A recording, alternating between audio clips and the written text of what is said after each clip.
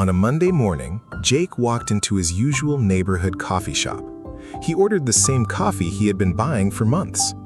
$5.25, the cashier said. Jake paused. Wait, wasn't it $4.50 last year? The cashier smiled apologetically. Yeah, prices have gone up.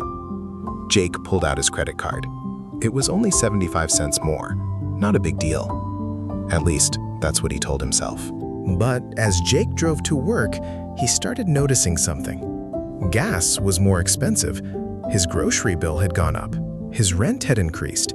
Even the lunch he used to buy for $10 was now closer to $15. His paycheck, however, hadn't changed much. And that was when Jake began to realize something. Inflation doesn't always take money out of your wallet. Sometimes it simply makes the money in your wallet worth less. That evening, Jake sat at his kitchen table and opened his banking app. His savings account showed $50,000. He felt a little better. At least he had money saved. Then his neighbor, an older man named Michael, stopped by. Michael had spent decades working, saving, and watching the economy change. Jake mentioned the rising prices. Michael looked at him and asked, "Jake, do you think your $50,000 will buy the same amount of stuff 10 years from now?" Jake thought for a moment. "It'll still be 50 grand?" Michael smiled. "The number might stay the same, but the purchasing power may not." Michael grabbed a sheet of paper and wrote down one simple example. Imagine that today, $100 can buy a full basket of groceries: milk, eggs, bread, chicken, vegetables. Now imagine prices rise steadily over the years. That same $100 may eventually buy only part of that basket. Jake nodded slowly. So I haven't technically lost money. Exactly, Michael said. But your money has lost purchasing power.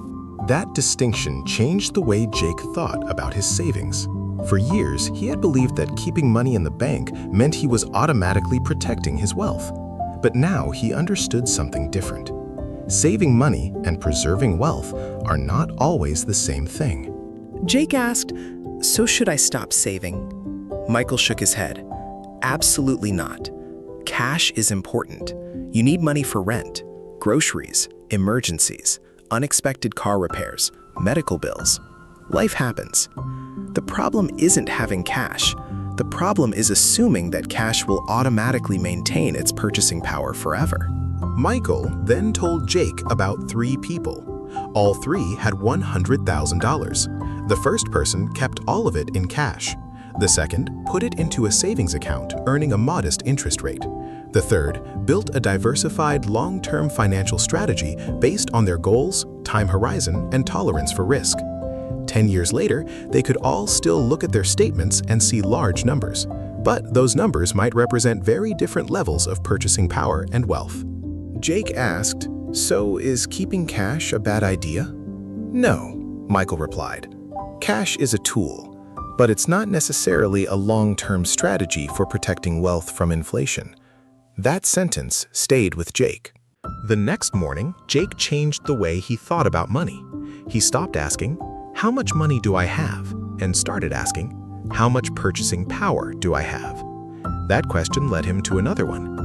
What can I do to make my financial life stronger? He started by tracking his expenses. Then he built an emergency fund. He looked for ways to increase his income. He learned new skills. He became more careful about lifestyle inflation, the tendency to spend more whenever your income increases. And once his financial foundation was stronger, he began learning about long-term investing and different ways people seek to preserve and grow wealth. Not because investing was guaranteed to beat inflation. It wasn't. Every investment carried risk. But Jake realized that doing nothing also had a cost. A year later, Jake walked into the same coffee shop. The coffee was now $6. He smiled. He knew exactly what was happening. Prices had risen, but this time, Jake wasn't simply complaining about it. He understood the game. His income had increased. His emergency fund was stronger. His spending was under control, and he had started building a long-term financial plan. He wasn't rich, he wasn't financially independent, but he was no longer completely passive. One evening, Jake sat with Michael on the front porch. Jake asked, "Do you think inflation is the biggest threat to people's finances?" Michael shook his head. "No, the bigger danger is not understanding it." If you understand inflation, you can prepare for it. You can improve your skills. You can increase your income. You can control your spending. You can build an emergency fund. And you can learn how different assets behave over time. But the most important thing is to stop thinking about money as just a number. Money is purchasing power. Inflation rarely feels dramatic. It doesn't usually arrive with an alarm. It happens quietly. A few cents more for coffee, a few dollars more for groceries, a higher rent payment, a more expensive insurance bill, a larger restaurant check. One increase doesn't feel devastating, but thousands of small increases over many years can dramatically change the cost of living.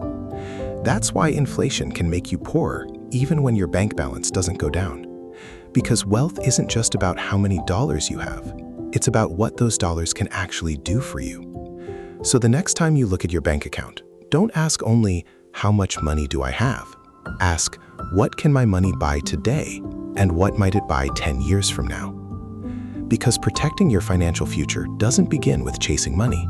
It begins with understanding what money is worth.